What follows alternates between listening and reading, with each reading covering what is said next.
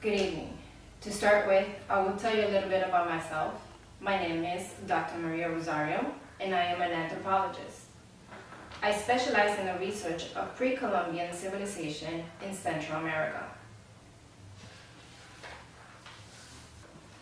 I would like to thank those from the foundation of the Castilla de Oro who organized this archaeological convention here today in Panama.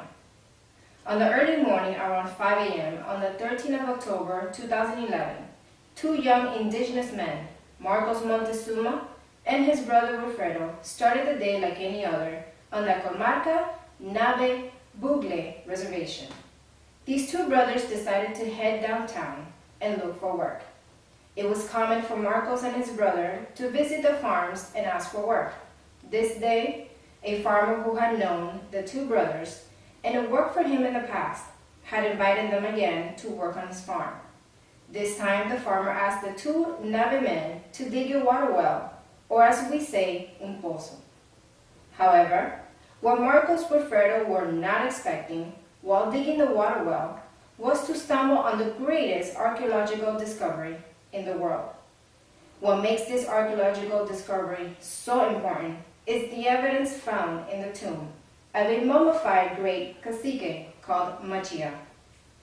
This mummified cacique was a member of a lost civilization that discovered the Americas over 2,000 years before Christopher Columbus. Throughout the archaeological international community, this discovery was raised many questions and excitement. The first discovery of pre-Columbian artifacts that proved the Phoenicians discovered Panama before Christopher Columbus. In the tomb of Cacique Malchia, the archaeologists found two golden chests. One is a sarcophagus with ancient scrolls inside. The scrolls were preserved perfectly because of the sealed sarcophagus covered in gold, and the tomb was sealed with volcanic rocks, keeping a perfect cool temperature all year round. In the ancient scrolls, the hieroglyphics tells the history of the existence of a Phoenician community living in Volcán Chiriquí around 2,600 years ago. This group of Phoenicians set sail from the Middle East and landed in Panama. The ancient sarcophagus is made in an Egyptian-designed rectangular box and covered in gold. The sarcophagus was also connected to another wooden rectangular box, which is also covered in gilded gold. The layer of gold varied in thickness, from heavy sheet for the face and wings of the two-winged mat to a thin layer of sheet of the finest gold leaf over the sarcophagus. The two-winged mat was also personified as a goddess regulating the stars in Egyptian mythology. These two ancient golden artifacts were taken out of the tomb of the Cacique Malchia and sent to a scientific laboratory owned by Fort David Museum. Thank you.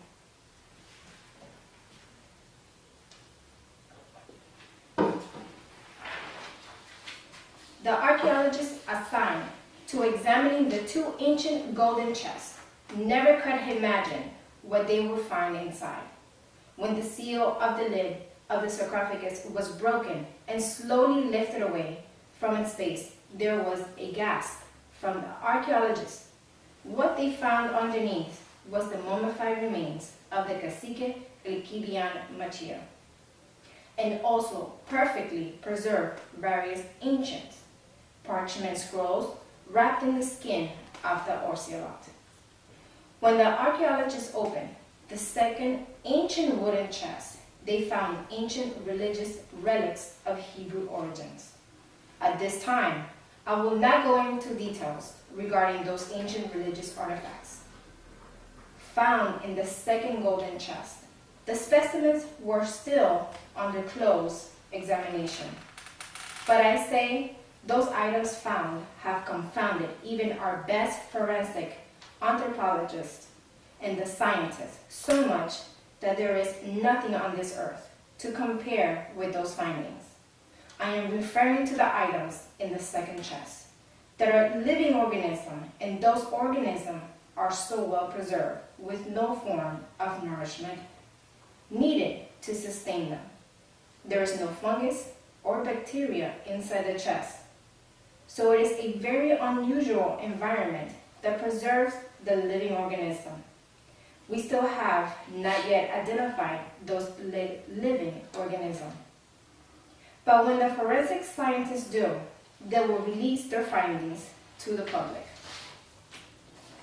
The tomb of the Cacique Malchia is in a cave that was sealed at both ends with rock and mud, so it created a perfect environment to preserve the ancient artifacts found inside. In Central America, the greatest threat to archaeological sites in rural areas is the lack of understanding of how to preserve those sites from being destroyed by earth-moving equipment like agricultural machinery. Many farmers have accidentally destroyed fragile ancient archaeological relics. When archaeology became integrated into the planning process and farmers were made responsible for recording archaeological sites for destruction conditions requiring archaeological recording, such as excavation, have been an integral part of the process. Such conditions are only applied when regarded as necessary by the professional archaeologists advising the local farmers.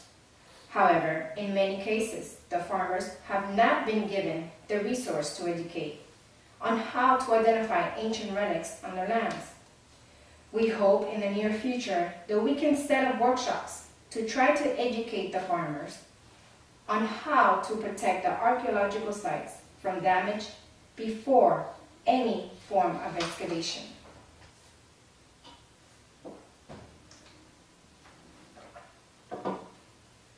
Thank you for attending this meeting, and if you have any questions, I'll be glad to answer them after the meeting.